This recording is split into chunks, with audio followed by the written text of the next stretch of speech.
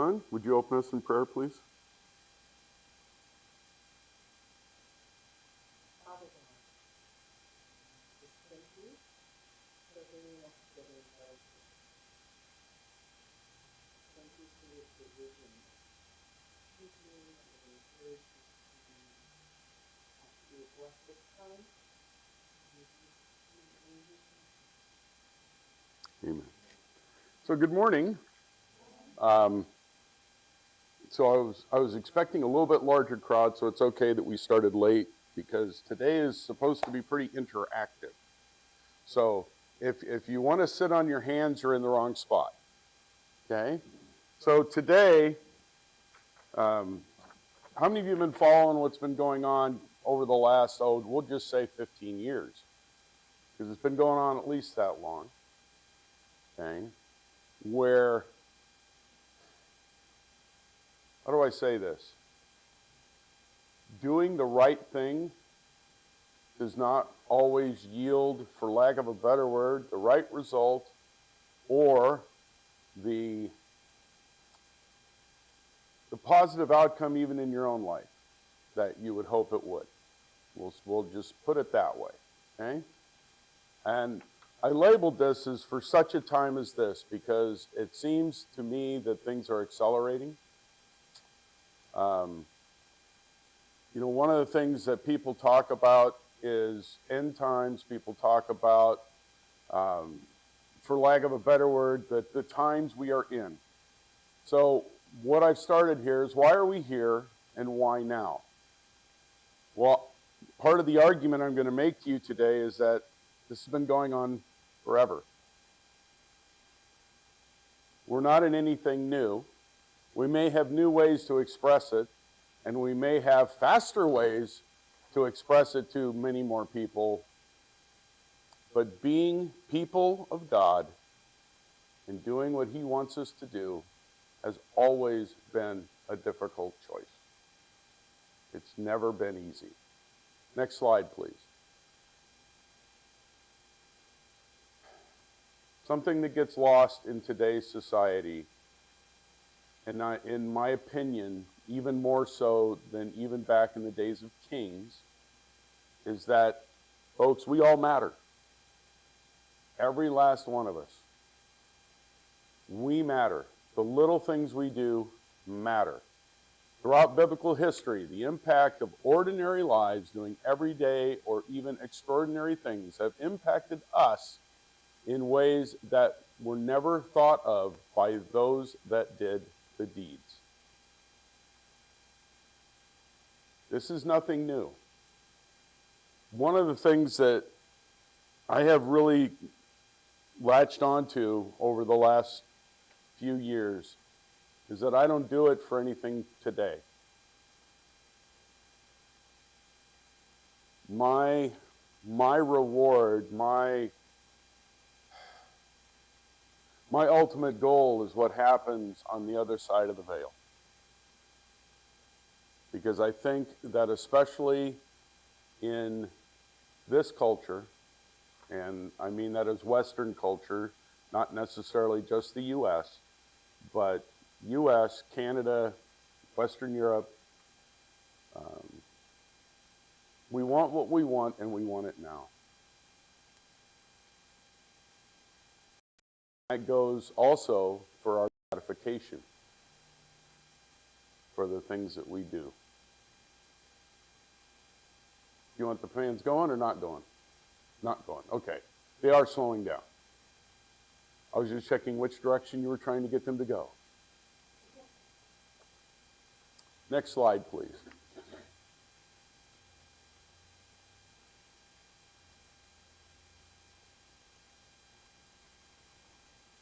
Next slide, please. Nope, back up one now. There we go.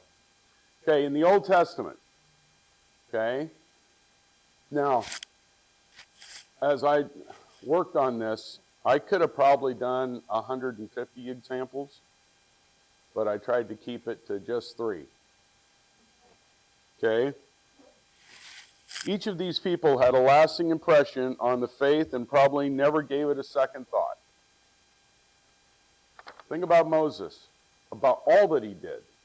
Not just the giant things, okay?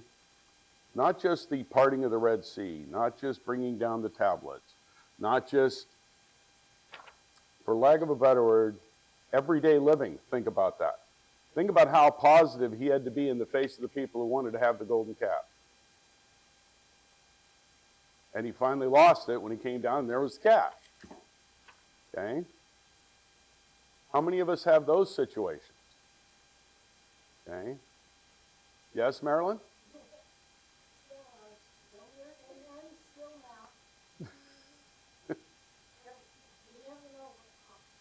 Yep. We all have those situations in our day where you want to scream, to be blunt. You know, I came into the kitchen this morning and my wife was explaining to me how all the B vitamins were on the floor at one point because she picked it up and there it went. These things happen. The thing I love about her is she's not me. There would have been several things said as I'm getting down on my hands and knees to do it because I know in my current state I would end up on my hands and knees involuntarily if I didn't do it voluntarily.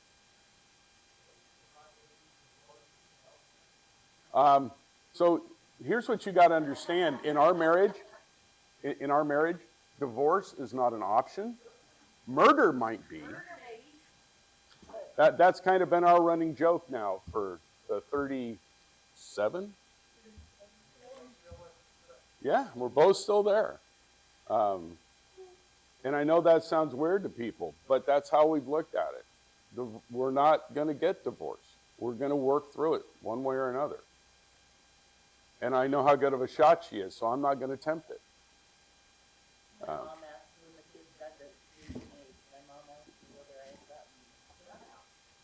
You know, and I said, no, mother, I got out those rifles. I could put them off at the top of the hill.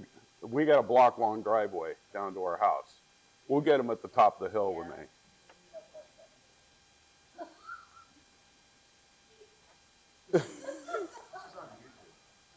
I don't care. Yeah. So Moses did all these things, but Moses had his setbacks often, and he kept doing it. Okay? I want you to think about, remember what the Israelites were called? Does anyone remember the one, how do I say this? The one personality moniker that was placed on them as a people? Stubborn. Stiff-necked, stubborn people. Okay? Think about trying to lead them anywhere, especially around and around in a desert for 40 years. How do you think those days went? Manna again? Are you kidding me? What do you mean water out of a rock? I saw that yesterday. Don't you got anything new for me today?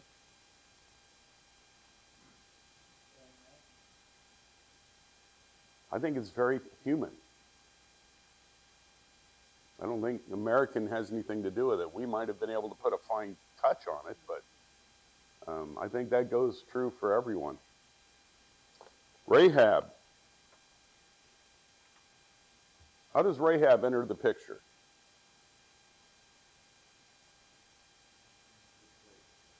She was not in a good place. She gave refuge.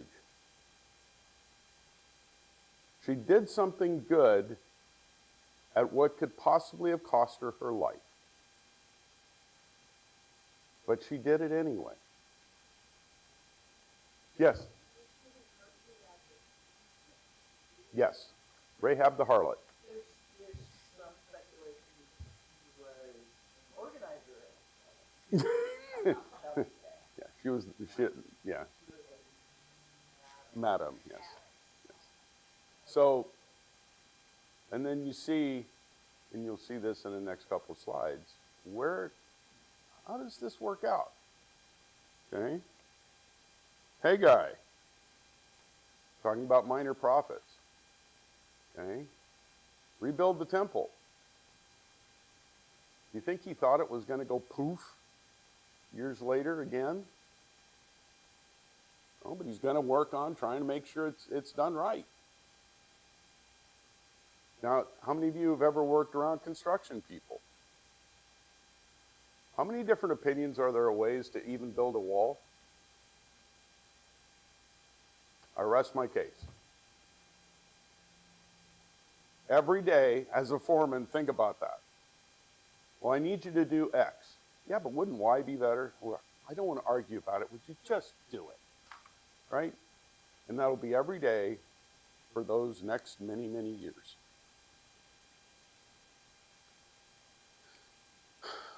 Who knew that all these folks would be lasting examples? Next slide, please. How many times did Moses screw up?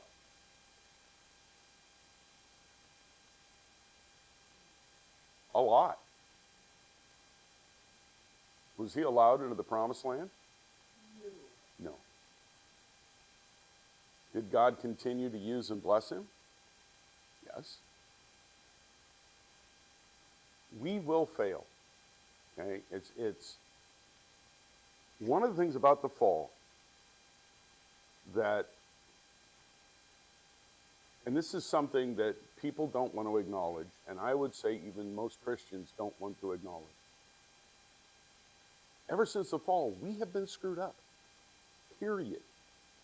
Okay? And every day and every moment is an act of either redemption or rebellion. We get to choose which way we want to go. One of these days, when Em and I retire, we're actually going to have time to, for lack of a better, record some of our great conversations we have when we're together. So yesterday, one of the things that we were discussing, now my brain goes poof. What were we? I know. Oh, good golly. Gray hair's killing me.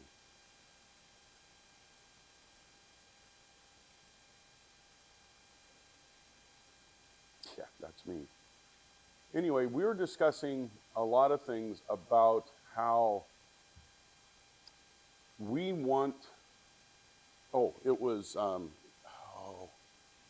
doggone it. It was about the fall and about how it affected everything from there on out. Do you remember where we went with that thread? Not you two, come on. You're the genius in the family. You're not supposed to tell anybody that.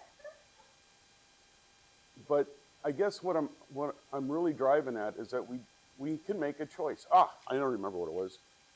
So, what does it mean to be made in God's image? Because we were thinking about, what we were talking about is whether angels could create. And from what I've read and from what she's read, we don't believe they can because they were not made in God's image. And God's a creator God. And it's one, yeah, we go down rabbit holes a lot. But when you think about it, okay, one of the things that sets us apart from the other creation, if you will, is our ability to create. We can make things, we can think things up, we can do those type of things, which means we make choices all the time. And they're either for good or they're for ill. I would go so far as to say that there is no such thing as a neutral choice. Because at somewhere down the path of whatever you chose is either going to be something good comes out of it or something not good comes out of it. God continued to bless Moses because Moses continued to follow.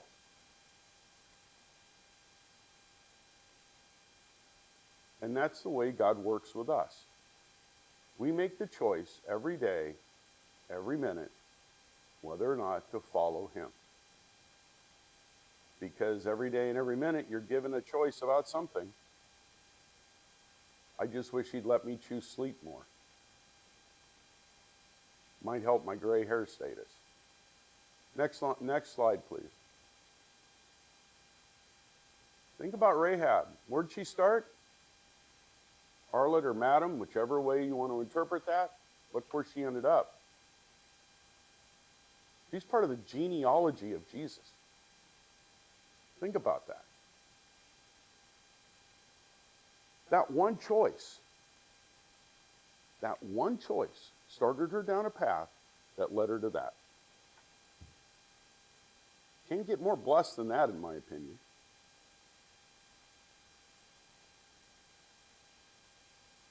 And yeah, she had no clue. Okay, that's what I mean by we may not know what we do and who we do it for. And it could have eternal consequences for somebody. We have been given the miracle of choice. And I mean that literally. It is a miracle that we can choose to either do the right thing or do the wrong thing. We are not robots. We're not living in the Matrix. This isn't some knockoff of somebody else's thought patterns. God created us, each and every one of us, to be unique. And we either choose to follow him, go where he tells us to go, do what he tells us to do, or we choose not to do that, and there come the consequences. Okay? Next slide, please.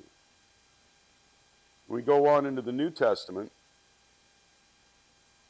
Mary, sister of Martha, she washed Jesus' feet with oil. Do you think she knew where he was headed? All she knew is that this man appreciated her and treated her well. If you notice throughout the Gospels, a lot of people talk about the turning of the tables. I wish we'd look at the other 99.9% of the things that he did. Now, I think he turned the tables for a good reason. Don't misunderstand me. But we in our society today would rather look at, oh, look, he turned over the tables, than look at how he treated people. Everybody. Okay? How many of us know mentally ill people? Well, think about how they compare to people with demons. Did he shun them? Did he tell them to get away? Just go do your stuff over there where you won't bug me? And yet, if you followed what some people have been saying in the media the last couple of weeks, where a lot of people would like to go. And some of them have taken it even a step farther.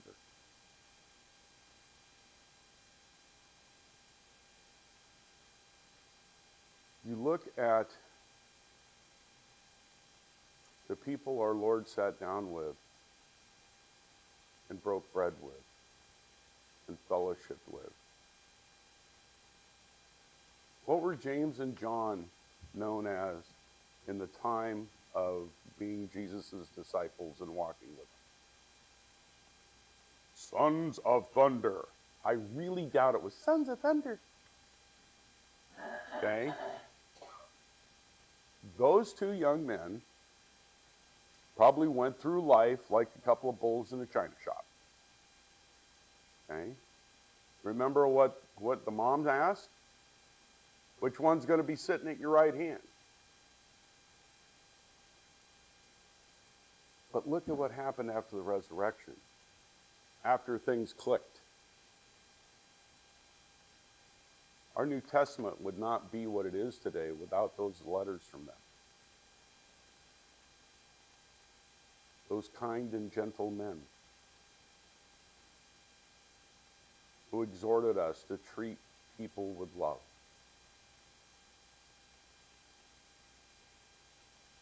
You know, one of the things that gets lost in the context of the word is the historical, for lack of a better word, setup that was going on in the 100 to 150 years prior to our Lord's coming.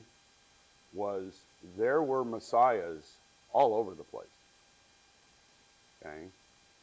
So I want you to think about two guys, headstrong. We're gonna hitch to this guy, and by golly, we're gonna change everything. This is something that would happen. Okay? Because literally in just Christ, 33 years, or 30 years, depending on who you talk to, okay? In just that period of time, there were at least 4 other, quote, messiahs that showed up during his lifetime. Not claiming to be Jesus, but claiming to be the Messiah. Okay? One of the things that came out with Jesus was he checked every box. Most messiahs did not. And they were usually dead before they got to check any other boxes. And by the way, none of them resurrected. Just saying. Kind of like didn't check the final box, as it were. Okay? There were a lot of followers of those folks.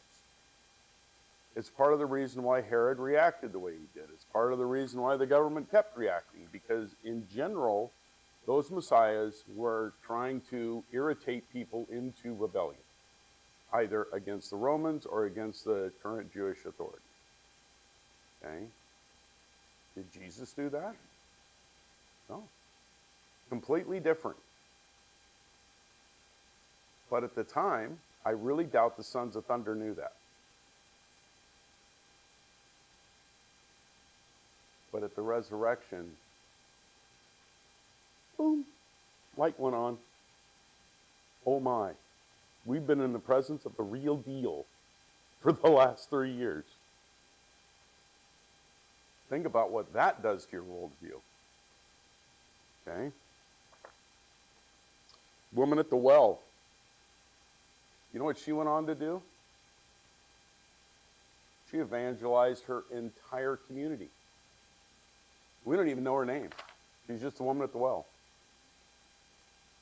But that one meeting with Christ changed everything for her.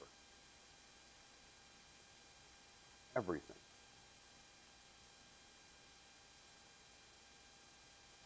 We need to be more like that. It is hard in this society to do that as, for lack of a better word, normal human beings. I kind of wish Kyle was in here, and Bree, and Charity, because they're starting down a path that Bo and I have been on for a lot of years, and that's coaching youth. Okay? I can tell you that since COVID, the number of our kids that have issues that need to be addressed has accelerated. In some cases, it's been, as one of my favorite phrases, it's been put on steroids. In 2023, in our school district, we had over 620 homeless youth. Our total school enrollment was 5,100. Think about that. It hasn't gotten any better, according to our last count.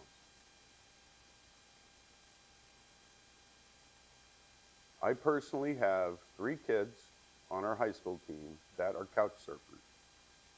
One is a senior. He's been couch surfing his entire high school career. He's a hard kid to get to know, but he's worth it. We frustrate the you-know-whats out of each other at least once a practice. But I have to remember why I'm there, because I'll be blunt with y'all, I'm not there to win football games. I'm there to try and help them be men.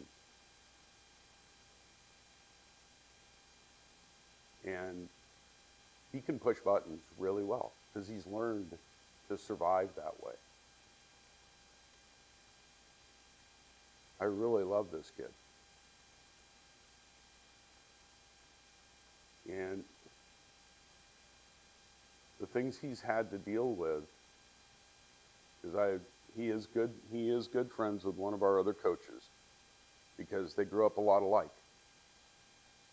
And so they've had a connection for the last couple of years that I can only hope to have. But this young man doesn't know that people care. He knows this one coach cares. I hope he's understanding that I care about more than just whether or not he's a good player. And that's the people that are around us every day. Doesn't matter what your job is, doesn't matter what your vocation is. These are the folks in our communities.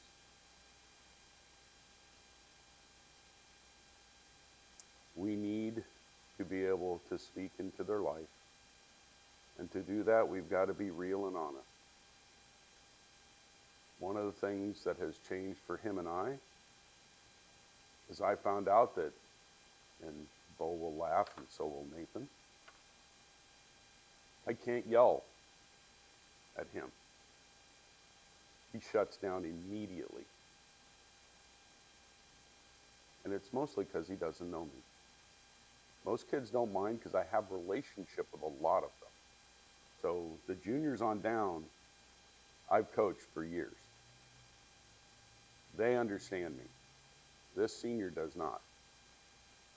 And so I've had to learn that when I have to talk to him about a performance issue, I have to just come up, put my arm around him, and talk to him. If I do that, boom, lights change, there he goes. Okay? But I've had to learn that, and I've had to apologize to him and ask for his forgiveness. We have to be willing to do that with people. And it's hard.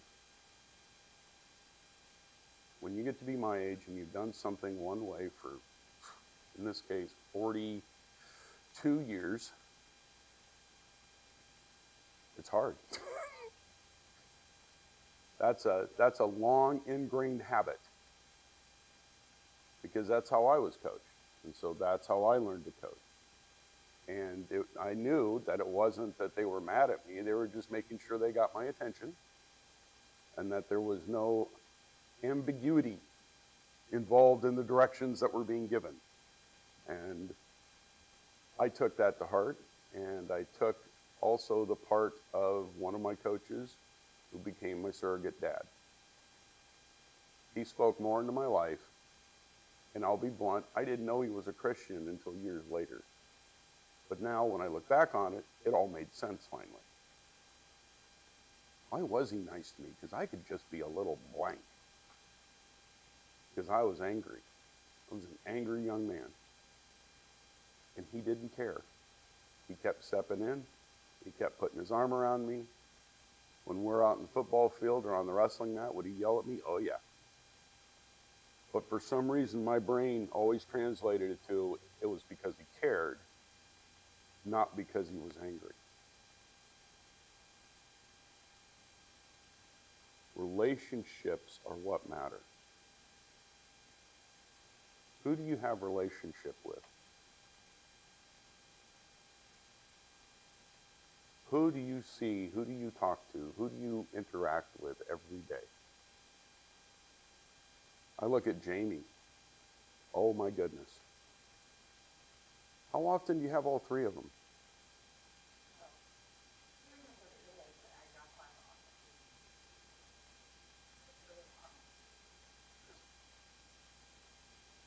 You wonder why you're in my prayers. Because those little girls are going to learn more from you. Yeah, they are.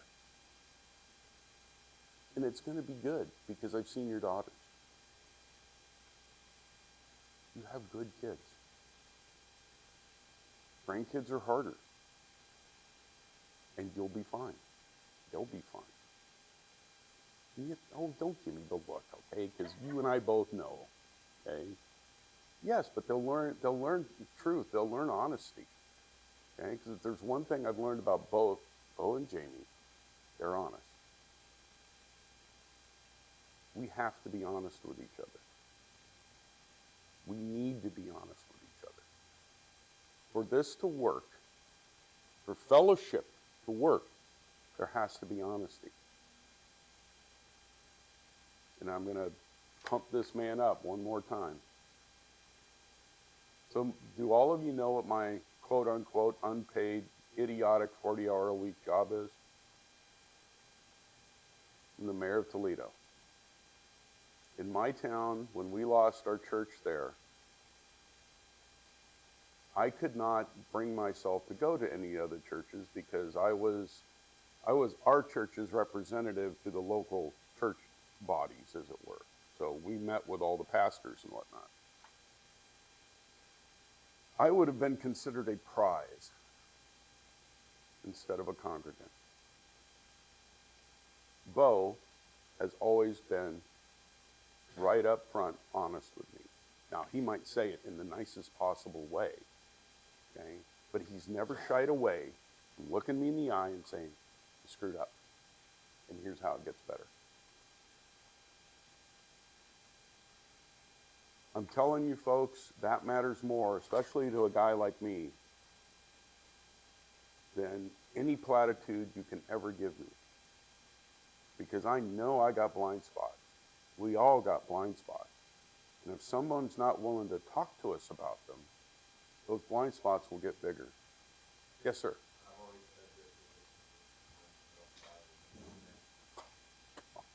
Yeah. Don't say yes, say you're right.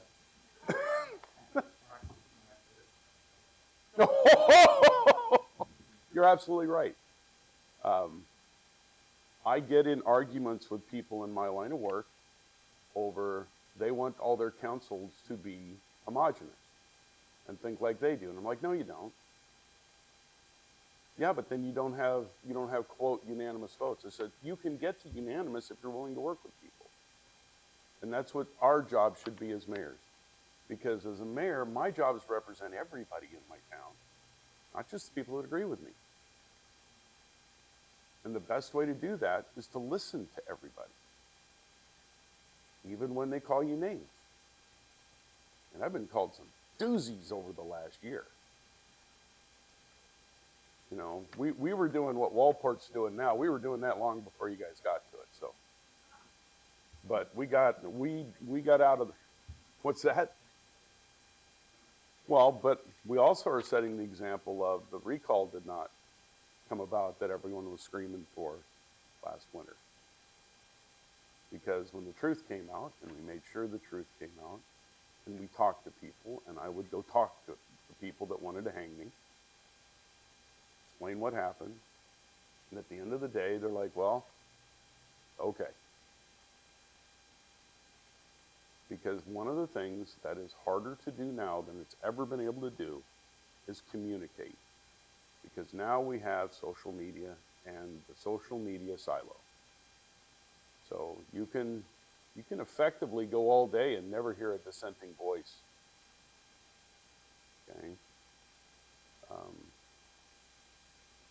This is where the Lord really blessed me, was in my first job out of high school, which was intelligence analyst for the U.S. Army.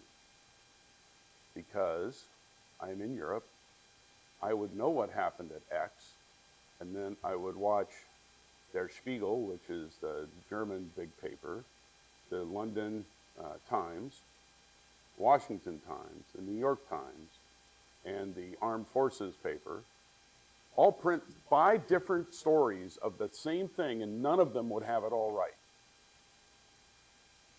It dawned on me, these guys don't have all the facts. But if you take all 5 of them, mash them together, you'll at least get to the 80% point.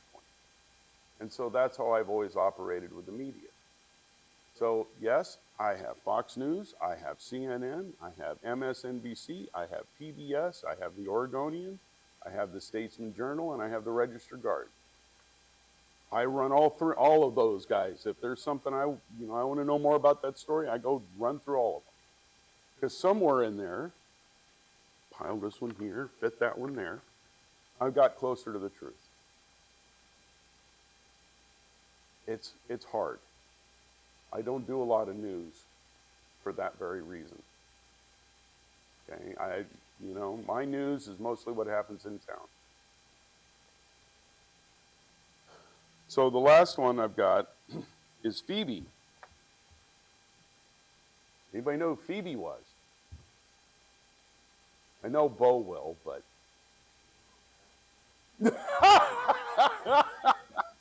good one. Good. See, that's why you need to be here, Cody.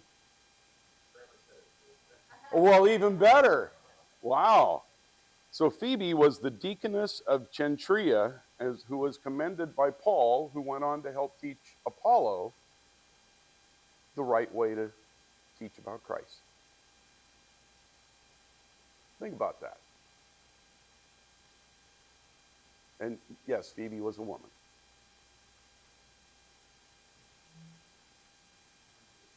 Pretty big deal.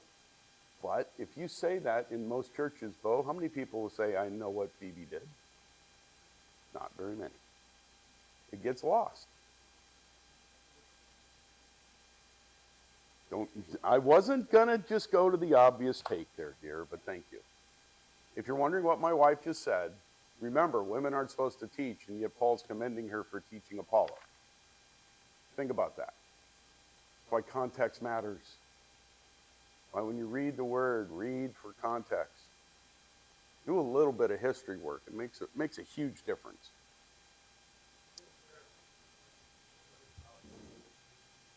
Yes. Oh yeah, it's all over.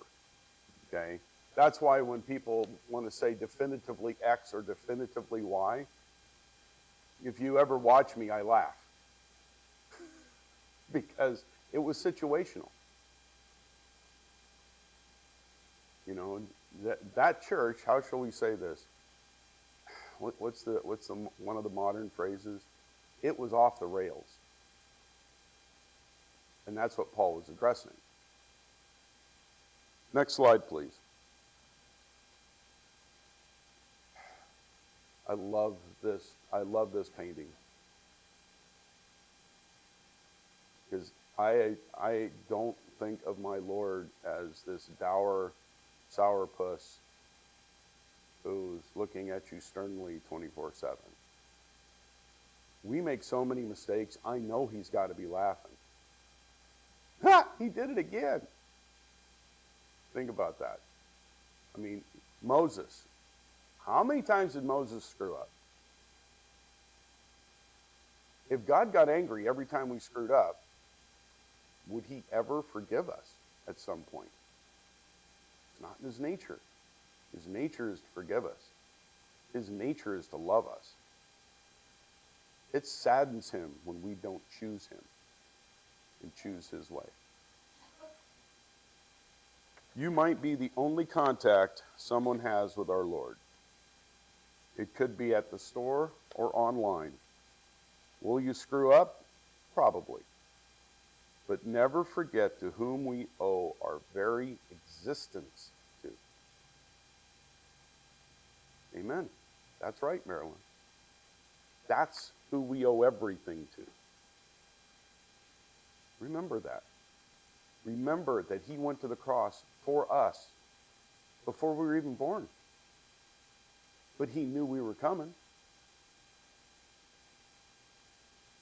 He knew what mistakes we'd make. He knew where we would screw up. He knew where we would do the wrong thing.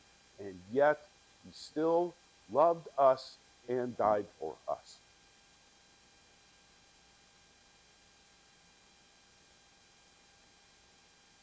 And we might be the only person that other person might ever see Jesus in. Is that a burden? It doesn't have to be. That's part of what I've learned over the last 7, 8 years. It doesn't have to be a job if I'm doing it for the right reasons. If I'm doing it to glorify my Lord, it's a whole lot easier than doing it because I feel like I have to. Does that make sense?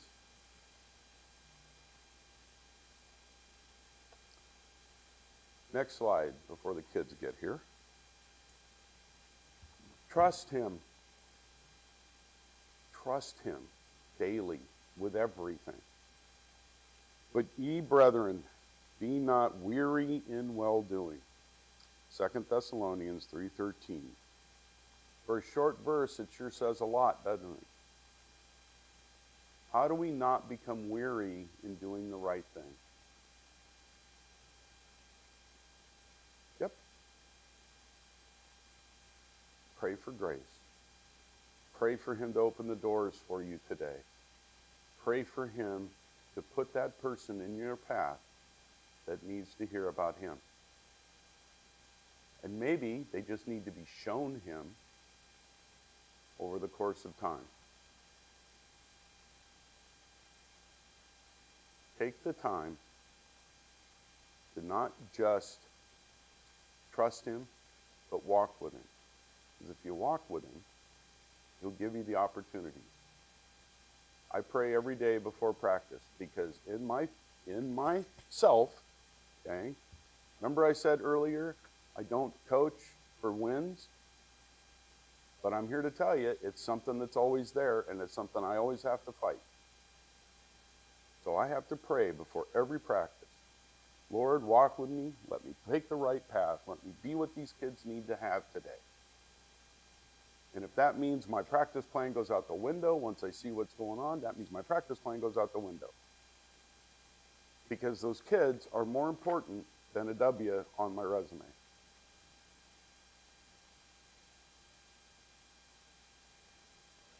Yep. And I'll be blunt. It is a whole lot easier to work with kids than it is adults, so I pray for all of you too. I'm not joking. Last winter, kids were my refuge. Going and working with kids at 6 a.m. in the morning and in the after school and after the time after school was my respite from, no offense to y'all, the adults in my life. Because the adults were driving me bonkers. But those kids gave me hope. Those kids brought me back to where I needed to be every day. They reminded me what was important. And it wasn't whether or not the city of Toledo's politics came out great or not. Okay? Those kids reminded me that what's important is him.